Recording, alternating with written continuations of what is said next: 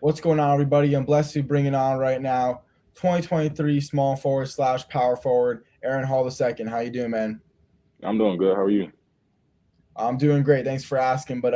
Anyways, man, we kind of hop right into this interview. Like starting things off on more of a lighter, more of a random note. I feel like that's what I'm gonna do. I've been on a little streak where I've been starting off these interviews with some random topics. So I gotta ask you. Obviously, you look at my hair, a little basic, but you got some highlights. Let's kind of break that down a little bit. What was the inspiration for doing that to your hair? All right. So when I used to watch, I'm kind of an Illinois fan when it comes to basketball, and I saw Adam Miller when he was there. He had like a little patch in different places, so I was like, maybe I should go ahead and just do it. So that was the reason why I kind of did, to be honest. Mhm. Did you like bleach it, or is that like hair dye? Like what'd you do? I actually don't know. I have to ask my mom because she the one that did it for me. Oh, you're just like mom, like I want this to be my hair. And your mom's like, all right, like I got you, and you just didn't ask anything else. Yeah, basically that's what happened. Yeah. So I know that you're in school in South Carolina right now. I guess that's not really too close to Illinois. So then why are you such a big Illinois fan then? I don't know. It was just something about watching Kofi Cockburn when he was in high school at Oak Hill. So that's where I kind of became an Illinois fan at because I watched them last year when they had Io DeSum. I think that's how you say his last name when he was Mhm. there. Adam Miller when they was all there. I thought they was gonna win March Madness. So that's kind of the Yeah, backstory about how I watch Illinois. I thought the same thing too, man. I was so angry when they lost to Loyola. I thought for sure they were gonna win. Like Yeah, I that was the think game that shocked me. I didn't understand how they lost. That just shocked me. Yeah, I was very. I'm not surprised Baylor won the whole thing, but I was in shock when they lost. I couldn't believe. I was like honestly super angry. Like that kind of ruined like March Madness for me. Yeah, it kind of messed up my bracket, so I had to kind of start over. Yeah, but like everyone's bracket like that year, I feel like was terrible. So Hmm. I guess it wasn't too bad, but it's not as much fun when the team you have winning it all like loses like early on. It wins the whole thing. Yeah. Yeah. So we kind of broke down the hair a little bit. It's kind of like one more question about that. I feel like players that have like funkyish hair, like Scotty Barnes used to kind of grow his hair out a lot. Yeah. I don't know. I feel like it kind of looks like I feel like a lot of players that have like a certain style of their hair, like a unique style. I feel like they're all kind of buckets. Like there's be like a fan for like I know my guy Marvell Allen. The first question I ever asked him, the first interview I did with him, was I just asked him like, so like, why is your hair so long? And he said like, oh, it's like a superstition kind of thing. And I mean, he's a bucket now and got ranked a 5 star probably like a year and a half after that interview. So obviously, I think there's a trend with players having cool hair and them being buckets. So you think there's any sort of correlation to that at all? I think it is because I see a lot of people that have like crazy hair and they just automatically kind of like athletic or like a great shooter. So I feel like it's something like that. I don't know for sure, but most people that you know, like a kind of a bucket, has something crazy with their hair growing, or they did have something before. Mm-hmm. I know there's a guy on Team CP3. I don't know his name, but I don't know if you saw. I noticed him when I saw you play. Actually, he was like on the Hmm. bench. I think he's on like 16U or 15U. That kid's hair was nuts. I think I know you're talking about Lewis Walker. He has like kind of a patch of red. Yeah, yeah, yeah, yeah, yeah, Yeah. yeah. I was trying to get a player to do. There was one guy down here. He plays Hmm. for Georgia Star. I think actually, not. I don't know who he's playing. I think he might have switched teams, but he like because they won the state championship. He made a bet with this team that he had to like bleach his hair or whatever, like dye it orange, and it looked like Hmm. terrible. Yeah. And I told him, bro, if he could have done like a whole Dennis Rodman kind of thing, I think we need a player to do that again. Like in high school, I think that needs to happen again. Yeah, like a little confetti look almost. Yeah, yeah. Would you be interested? Because I think it could lead to like NIL opportunities. I think it could lead to a lot of Yeah. stuff if you did Yeah. that. My teammates tried to convince me to color my hair a different color, like red or blue or something. I was like, nah, I can't do it. I just like the patch. It's my little signature thing, so I got to keep it. Yeah, I mean, it kind of matches. Like I was say, either that or purple. Like I guess it kind of matches like the team uniforms in a way, which is kind of cool. Yeah. Yeah. So, since we kind of mentioned the team for a second, um, playing for Legacy Early College, you guys are in the NIBC, one of the top Hmm. conferences for high school basketball. What's it like playing at that school? Man, it was crazy. It was like the whole college experience. Like we would fly out or go to different places, and then the competition was like real tough. Like you playing against, you see the 5 stars and ranked players on YouTube and stuff, and then playing them on the same court is a little different. So that was a real good thing. It helped me grow like as a man and a good competitor because I wasn't playing against like little local people that just want to win states. I was playing against people that want to get like Geico Nationals. So the competition was there, and then it was like a big turning point for everybody because we had to travel, and when none of us were used to traveling that much. So I feel like it was a great competition thing, and for it to be the first year, it was a great experience for me. And you mentioned how it was, I guess you liked playing that high level competition where you're not just playing local guys chasing a state championship. You're playing people that want to win a national championship. So I'm wondering because respectfully, Legacy Early College I would say is I think one of the worser teams in the NIBC. You guys, it's a little tough for you, but are you like okay? Like, would you rather keep doing what you guys are doing in the NIBC and playing against this high level competition and risking losing a lot of games compared to if you were just playing like in a normal state championship thing and going undefeated and all that stuff? You'd rather take the losses against the good teams. Like, yeah, it wasn't a bad thing about taking losses because it helped everybody grow as people. Because like in the conference, we're kind of like the underdogs because we don't have the big names. We only have like one of my teammates, Colin Carr, he's ranked like top 60, but we don't have a lot of big names. We don't have 7 footers. So going in there playing as an underdog kind of put like a chip on our shoulder because like we win like a big game. They'd be like, oh, who is this team? Where'd they come from? Because it was like, wow, this team don't have no tall people. They don't have any ranked players. So it was kind of a chip on our shoulder when we went into certain places. So I feel like that it will help us grow as people and grow as a better basketball player and get us ready for college. So next year, I mean, I'm assuming you're going to stay on Legacy Early College. So having some experience playing on the NIBC now, do you think you guys are actually going to be able to do much better next year? Actually, I won't be here next year. I have to. I'm going back to a different school in North Carolina called Combine Academy. But Okay, yeah, very well known.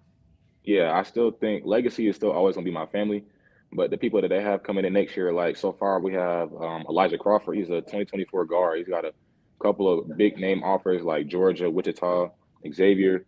So the competition for next year is gonna be. I feel like they're gonna be a little bit better than we were this year because it was like a big learning experience for us. So I feel like next year, the people that are coming back and the new people that are coming in will help a lot better, and they might win a couple more games than we did. Yeah, was that I don't know if I'm just like if I missed something, but was that supposed to be breaking news with the whole Combine Academy thing, or have you like announced that already? No, I have not announced it yet, but that's the plan for right now to go to combine. All right, so we're looking getting some good insight in the. I haven't gotten like any good like good. Usually, I ask some like super not general questions, but stuff that kind of goes away from news. So that was kind of cool. I was able to get some news from that. But I guess you said the current plan is to play for Combine Academy. Hmm. Kind of what led you to that move? Since you also kind of said like it wasn't like I was like Legacy Early College stunk. Like it wasn't like you hated it. You said always be your family. So why did you choose to switch schools and play at Combine Academy? Um, I kind of switched because I'm taking senior classes, so I was gonna try to go for 2022. But everything going on the transfer portal now, I still have an option to go for 2022. Like that's the main option right now. But if anything doesn't work out, Combine is going to be the school that I'll be going for and playing post grad, so that I can kind of get ready college wise and get like a college body and more skill development. Okay. All right. Yeah. Yeah. So that makes sense. So technically, like, so when did you kind of choose to reclass, or are you like still technically 2022? Right? Like how does that work then right now? Last year I was at a school in North Carolina in Charlotte called Northside Christian, so I reclassed there and I became in 2023. And when I came down here, I kind of reclassed up after the first semester to see if the 2022 options were open. So that's Okay. kind of where the idea came from. And then it's like I still have the option. So I'm taking all senior classes. So at the end of the year, if a school wants to offer me for 2022, I can go ahead and take it. If not, I can stay in 2023 and then go to combine for post grad. Yeah. So it's kind of like that's why you're playing EYBL almost to see if any schools will offer you, and then if you love the school, you feel good about it, then you commit, and then if not, then you got Combine Academy, and then you'll just make your decision after that, like a normal 2023 guy. Yeah, that's the options right now. Yeah. So I guess do you feel like you have either a lot of pressure where it's like I want to try to make sure I can go to college like as 2022, or do you almost feel like you have no pressure at all because you almost have like that backup ish plan of going to Combine Academy if you can't get too many offers during UIBL? Um, I don't feel like it wouldn't be bad for me to go to college, but the backup plan is to go to combine for post grad because that's kind of a local thing, and I know I can trust Combine to help me get where I need to be in the future to get college ready. But I feel like as of right now, if a school did offer me, I would be college ready with the experience in the URBL and in the NIBC. Mm-hmm. And playing at Combine Academy, how do you think that NIBC experience really going to help you guys? Because Combine Academy is one of those other national powerhouses. They're not in the NIBC, but they're a school that everyone knows about. Hmm. Even both the prep team and the normal team, I guess you could say, are both pretty good. So how do you think that NIBC experience is really going to help you to excel at Combine Academy?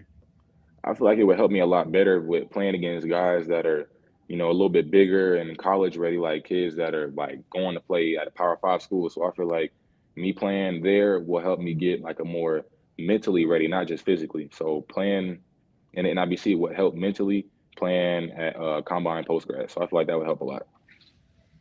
And obviously now you're able to play EYBL when technically in a way you could have also like not have played AAU basketball this year. So with EYBL kind of being back to normal, what's that been like for you? Being able to travel to Orlando, to Indiana, then you got to go to Kentucky for some games, and hopefully PCM all that stuff. What's it like being able to play EYBL again and it's all back to normal again? It's actually a good experience because last year we didn't have any sessions. It was just Peach Jam by itself, like the pool play. But I feel that with everything getting back to normal, it gets like the full experience of the whole AAU thing. Because COVID kind of took a toll on a lot of people because certain people didn't get to play AAU. They only had their first year, and then you had 2 years off, and then they just had to go to college. So I feel like everything getting back to normal is kind of helping with everybody and recruitment wise, and all the coaches coming out and stuff. So I feel like it was a good thing for everybody else. Yeah. In my opinion, like I know EYBL is best of the best, but when I was in Orlando and I get there and all these like literally every school, like I was like, Dad, like name a school, and I guarantee you like they were there. And basically like I don't know how, but he kept naming schools that actually weren't there. But basically, I mean, in my opinion, like every school was there. It was like way more. I thought like it was a big deal. I didn't realize like every school was gonna be there. Were you expecting that to happen, or were you almost a little bit surprised when you No. almost saw every single college coach in the building? I was actually shocked because after we did our little check in and we walked right in because this was my first time actually playing like a full EYBL schedule. So I walked in and then the first court on the left was playing. I think it was Mocan and Team Thad. They were playing on the left, and I'm like, whoa, that's a lot of coaches sitting sideline. Like it was the new head coach now for Duke, Coach Cal was sitting sideline, and all of his other coaches, and then you had Kansas on the other end, Illinois over here, NC State, and I was like, man, this is crazy. I've never seen so many coaches in one place before because live period was like a big thing for everybody to come out. So it was like, wow, this is a lot of coaches in here. But I feel like the other crazy thing too was like you mentioned Kansas. That was crazy. Like after a crazy run the tournament for UNC, Hubert Davis was there like the first day. I was like, what? Hmm. Like this guy came from the tournament, the national championship game less than a week ago to that. That blew me away too. Like how everybody was there, even though you literally had a game that like the biggest game of your coaching career that Monday, and he made sure to be there Friday. I was like, that was pretty unbelievable. Yeah, it was a little crazy because we was playing because Robert Dillingham, he has the offer from Carolina because, and then next thing you know, I'm like, Hubert Davis was just at March Madness like 3 days ago. He's already here, and then him and his assistant coaches were sitting sideline. So it was kind of a big shocking because it's like, wow, the lottery is a serious thing for coaches to come and watch. Yeah, it's been a question I've asked a handful of players when I was at UIBL in Orlando, but I'll kind of ask you the same question. I mean, when you're playing the games and you kind of look and you see the coaches, like what was going through your mind? Were you like that make you all a little nervous? Were you more like, all right, like I got to give them a show, maybe give you some confidence or like some energy, some inspiration? Like how do you think the coaches really affected you and the way you played over there in Orlando? With the coaches being there, I just try to play me. Like I can't let somebody else being there kind of dictate what I do. I just know when the coach is there, even when the coach is not there, because there's always somebody watching. You got to play yourself and do what you can while I'm out there. So I did everything that I could at the moment. Hopefully, I got them impressed, and hopefully, I made the radar for them. If not, then hopefully, I get another chance to do it again. But with them being sideline, when I first seen like during one was kind of made me nervous, but then I just thought about what my mom said. She used to always tell me, even if there's a coach in the building, one not in the building, play like it's your last game and play like you're in practice. So I was just out there playing and I just let loose. Mm-hmm.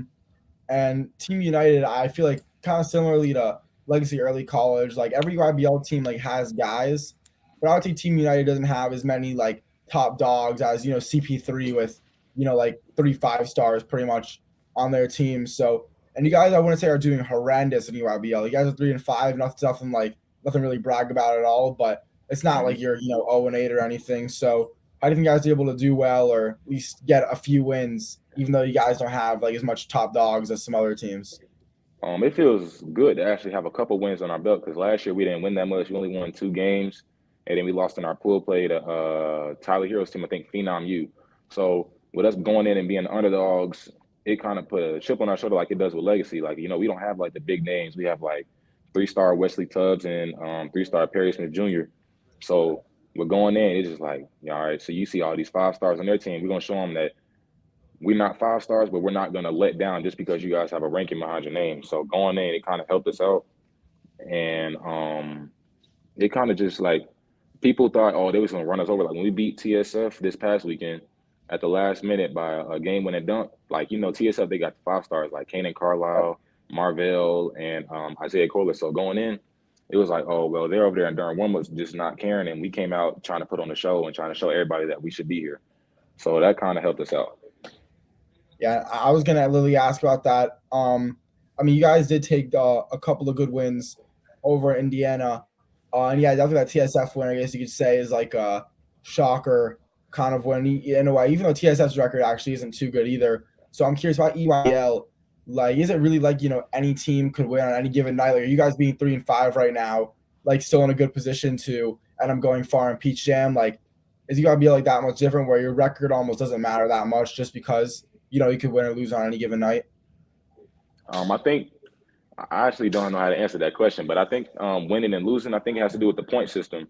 So I think it's like if you don't have a certain amount of points, then somewhere in like your divisions, because I think it's about 8 divisions that you're in. So the certain Mhm. divisions, if you don't have a certain amount of points, like if you're like in the top 5, then I think you get to go to PCM. I don't really know how it works, but I think the wins and the losses don't take a big toll on you. I think it's about the point system, but the wins and losses will also be a good thing to brag about if we get it though. Yeah. Do you also feel like more though? Let's say you guys were the last play. Let's say you guys are 0-8 right now. You're playing the number one team. Do you almost feel like any team could literally lose on any given night? Yeah, it's always gonna be like there's no team that's always gonna be perfect. If they're a perfect team, then that's just a good team, good basketball team. But I feel like any team will be able to lose on any given night. As long as the right players go in with their chip on their shoulder, like, okay, if we're 1-7, like we got to go in like, all right, this is our last game. We got to put everything on the line right now to be able to beat this team and show them that we belong to be here. So I feel like any team could lose on any given night. So since we're mentioning teams, losing, winning, all that stuff, is there a team that you guys would either like to play again, either get your revenge or just play them again, a competitive game, make another statement, or a team that you haven't played yet that you would like to play on EYBL right now?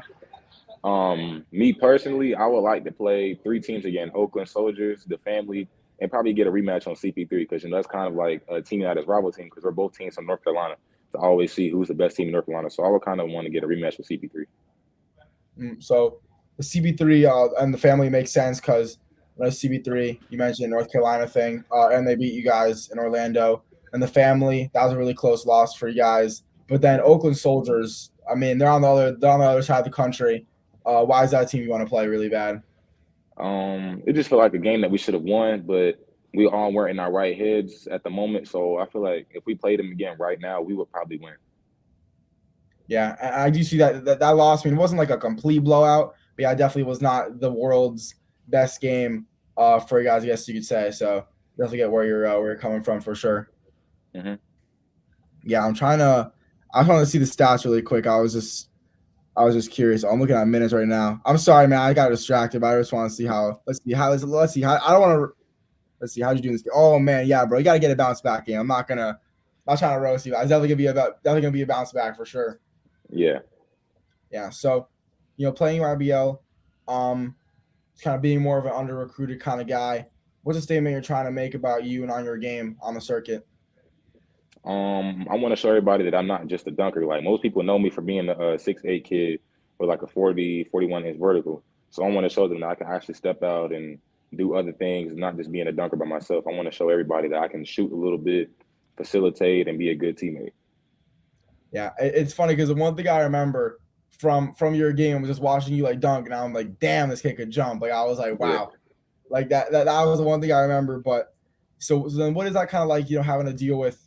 It's almost like you got to break. It's not like it's bad being known to dunk, like that's pretty good. But what's it like? Having to like break down or like a barrier that you have in front of you. Everyone's like, oh, Aaron Hall is second. Like, nah, he's just a dunker. Like, what's like just trying to tear down that stereotype you got for yourself?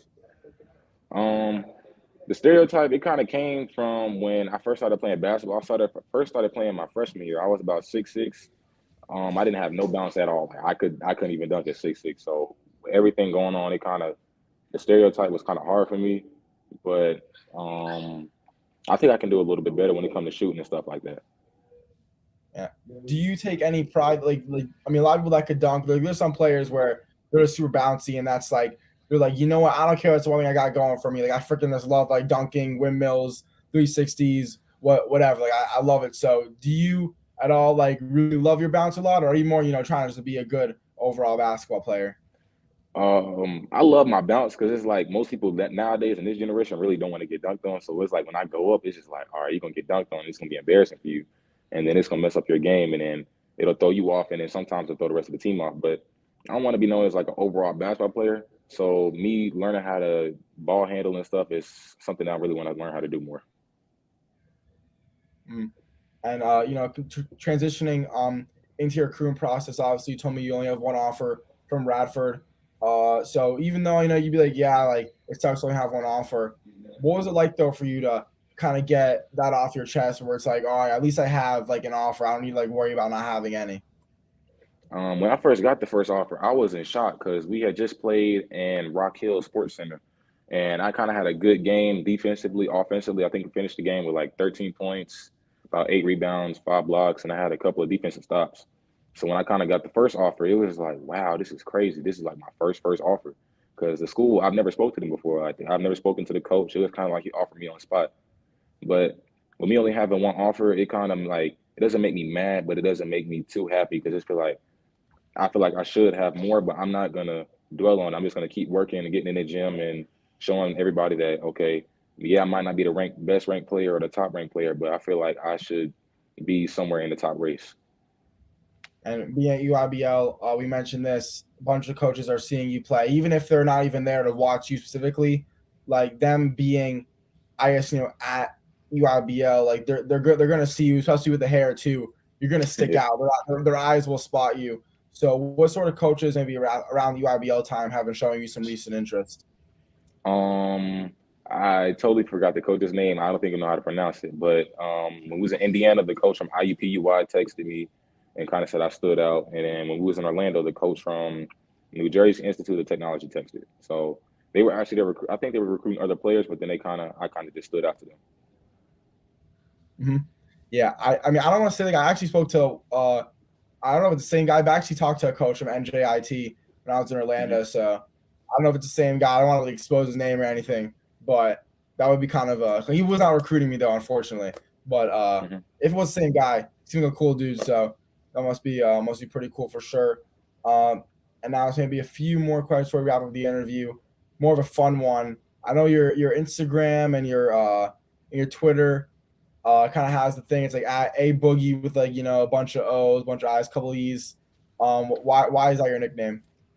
It was from my old school. My coach kind of gave me the name, so I think it was from the way I played basketball, like because I kind of like shimmy a lot. But the initial came from A, and then it was just like A Boog at first, and then out of nowhere you started calling me A Boogie, and it just started became a ring to it. So now I was like, all right, I kind of like the nickname, and then out of nowhere I just started changing everything to it because that's what everybody calls me now. It's just either Aaron or Boog or like A Boogie or something. So it was just kind of like a big nickname that he gave me. And so it relates as no relation to A Boogie with the hoodie, then, right? No, my friends think it is because that's kind of one of my favorite artists, but that's not it. Yeah, so I guess that kind of works out then. Kind of have the guy being one of your favorites, and then with the nickname that definitely goes well for sure. Yeah. Yeah, and it's like you don't need to say like like it's almost like it's my nickname, but it's not even because he's my favorite artist. I feel like that almost makes it like even cooler in a way too. Yeah, because it's kind of like well, I kind of got the nickname, and it was like I don't even think the coach knew that at the time. That was kind of my favorite artist because I used to always just listen to his music. So it's just kind of funny at the same time when I think about it. Yeah, just curious. Are you 'cause I know A Boogie's like a New York kind of guy, but do you live in like are you from South Carolina or from North Carolina? I'm actually from Charlotte, North Carolina, but I came down to school and I stay at a team house right now in South Carolina. Okay, so then what's the deal with J Cole then? Are you not like as big of a J Cole guy, or is that like your top like top Ooh, three? J. Cole, I am a big J. Cole fan. If my brother was here, he would let you know that me and him used to always listen to his album. I think came out in 2014, Forest Hills. That Yeah, was that's probably my top like I would say like top three favorite albums. I would like out of any like artist, I would say it's probably my top three. yeah. Like if I could play the album right now, I would just have it on replay. The whole album, every song on that album was a hit.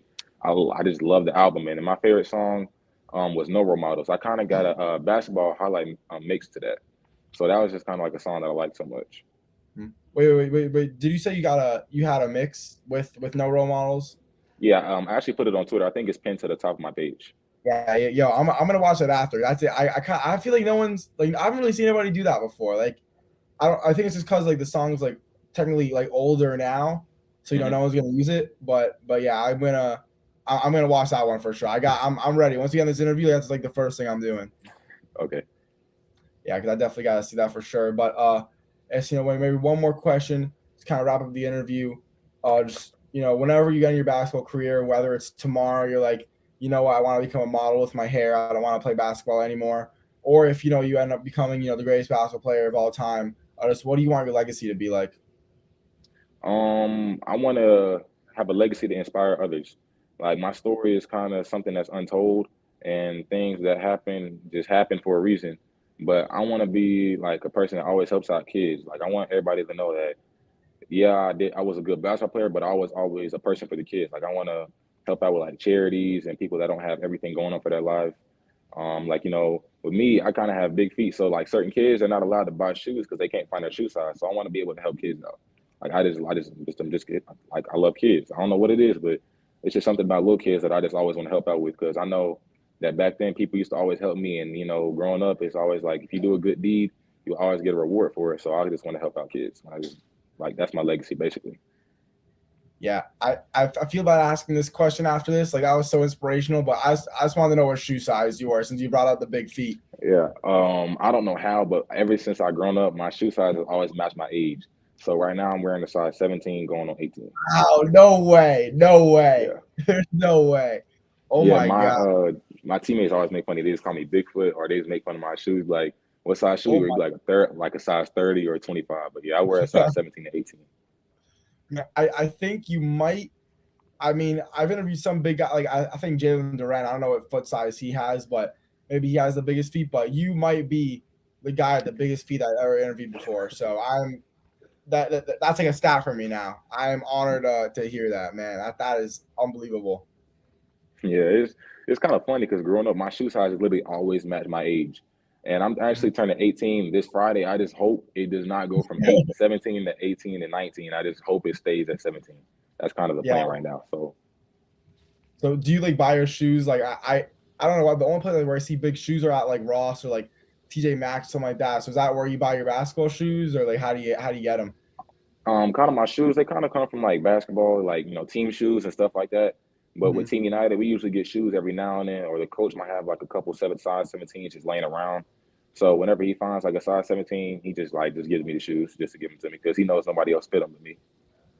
Yeah.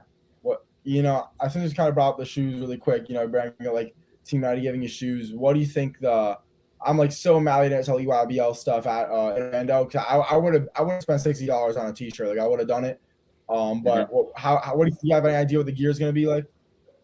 No, I actually want to see it because last year when they posted it, I was like, oh, that's some nice stuff. And then now they're like giving out certain things each session. Like that's how it's back to normal. Like they're giving certain things out one session. They'll probably give us like a pair of tights, a shirt, and some other stuff. And the next session, probably like some shoes, sweatsuits, bags. I have no idea what it looks like, but I know the new Kyrie's that we saw, I kind of want a pair. I Mhm. don't know why. I never really been a fan of Kyrie's, but the green ones, I like them a lot. Yeah. Yeah. I mean, in my opinion, I think Kyrie's are the best shoes to hoop in. I think. I just kind of like how they're like. they're not as tight, but they have like they're either be high, they have like the ankle support. Yeah, I definitely Yeah. love those shoes for sure. But I just we kind of have one more thing we gotta do before we get in the interview. We both gotta say like kind of a one word that like summarizes like kind of what we talked about. So I'll go first and I'll put you on the spot. You'll go second. So my word, I'm gonna go with I had a couple. I either want to say unique, but I think I used the one before. So we're gonna go with underdog because I think I said underrated already for another interview. I'm trying to say a different word for everything. And obviously, you're playing for Legacy early college. That was like the underdog team of NIBC. And I feel like that school like really started to kind of build an underdog story for themselves as being like a normal school. Then now getting on the NIBC, which is a big deal. And then you're playing for Team United. They're kind of the underdog a lot of their games, but you guys are probably one of the more decent teams. I would say you guys aren't like a bad team in EYBL, just a little more underrespected. Then yourself personally, definitely an underrated guy. I feel like A Boogie, underrated artist a little bit. I'm not the biggest fan, but I have respect for the guy. You get made fun of because of your big feet. Underrated feature. I think that's pretty cool in my opinion. So I would say underdog would be my word. You kind of stole my word just a little bit, but Yeah, I mean, hey, you could say the same thing if you want. I'll take it. I'll take it. yeah, I'll say underdog. Like nobody really knows me. But this past year, I think I kind of blew up just a little bit with like some of the pressure in NIBC and just being the underdog. Like coming from North Carolina, everybody knows people from North Carolina. That's the hoop state. In my opinion, that's the hoop state. Like we have a place called Hoop State Network. So coming from North Carolina, it's the hoop state, no doubt. Yeah, we have a lot of players that come from North Carolina. So I consider myself to be the underdog, especially coming from North Carolina, because there's a lot of good players that are still in North Carolina. And the ones that left kind of put a name out for themselves. So I feel like I'm starting to show my name just a little bit more. But I will be back in North Carolina to show that everything that I worked on, I'm going to show everything back there, back at home. Yes, sir. I mean, what would that mean to you? You keep saying things at the end where it's like, I got to ask a question about that. So what does that really mean to you almost to make a statement, not just about who you are as a player, but also like in the state of North Carolina, which is like a legacy, like, a state that has a lot of legacy behind it. Why is do you want to make sure you cement your legacy, not just to show, yeah, I'm a good player, but that you're one of the better players in North Carolina history? I don't know. It's just like everybody knows, like, Michael Jordan, my opinion, is the greatest player ever. He's played in North Carolina, and, he owns the Charlotte Hornets. We got good players like that came from North Carolina, like Bobby Pettiford from the Durham area. He plays at Kansas now. You got who else? Dennis Smith Jr. from the Fayetteville area. Got a lot of good players that came from North Carolina. So I just feel like it would be nice for me to create a legacy and be in that top list from being from North Carolina. So I just feel like that would be like, that's kind of like one of my legacies that I want to complete with my life, is be one of the best players to ever come from North Carolina. For sure. Well, anyways, man, I got no more questions now. You keep saying something like, oh shoot, gotta ask more questions, but now you can officially end it. So make sure you guys give us both a follow on Instagram. His is at A Boogie, spelled ABOOGGIIEE, and I'm at iHoopsFL. Anyways, for 2023 Combine Academy small forward / power forward, Aaron Hall II. Yo, appreciate you coming on. Everything definitely means a lot. So for Aaron Hall II, I'm Isaac Fleischer. This has been another iHoopsFL interview. Peace out, guys.